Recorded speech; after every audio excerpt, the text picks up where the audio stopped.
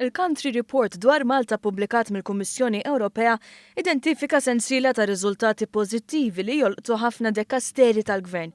Fost oħrajn immarka titjib fl-amministrazzjoni pubblika u tnaqqis fil-burokrazija tas-servizzi governattivi.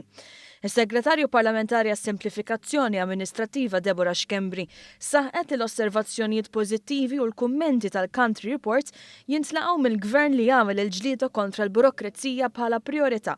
Dan huwa riżultat li fi kliem il-Kummissarju għas-Simplifikazzjoni u tnaqqis tal-burokrazija Anthony Agius de Celis qed jixed li d-deċiżjonijiet imsejsa fuq ir-roadmap tal-Gvern qed imexxu lil Malta fit-triq it-tajba fejn saħansitra pajjiżna qed ikun proattiv u mhux jistenna jitinġibidlu l-attenzjoni biex jieħu azzjoni dwar nuqqasijiet fis-sistema Maltija. Ir-rapport jelenka diversi areas fejn Malta marret tajjeb il-qudiem fosthom fejn jidħlu biex twaqqaf negozju ġdid.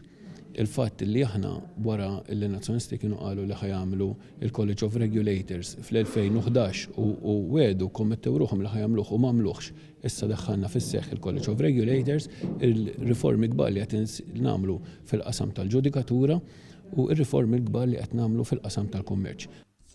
Fejn tidħol l-amministrazzjoni pubblika, s-Segretarju Permanenti Ewlieni Mario Kutajar irrimarka kif ir-rapport jelenka speċjalment it-titjib fis-servizz pubbliku mill-aspett kummerċjali, fejn jissemmew bi prominenza miżuri li qed jiffaċilitaw il-proċess biex jibdew joperaw negozji ġodda. Il-Country Report ħafas ħafna fuq il-faċilitajiet li għamilna li ħdibna dwarhom biex tiftaħ negozju fejn qabel kont iddum iktar minn xahar illum il-ġurnata tista' tagħmel dan fi 3 ijiem jew anki in real time jekk ikollok id-dokumenti kollha u jekk tagħmilhom l-affarijiet tagħmilhom online. Ovvjament dak huwa parti biss mill-ease of doing business, il-mod kif tagħmel il-business u n-negozji f'Malta. Għax imbagħad hemm affarijiet oħra li l-Gvern qed jaħdem fuqhom. Kutajar fakkar kif sar titjib ikbar fis-servizzi pubbliċi offruti liċ-ċittadini privati fosthom il-ftuħ tal-one-stop shops, iż-żieda ta' servizzi offruti online u l-introduzzjoni tal-mobile apps.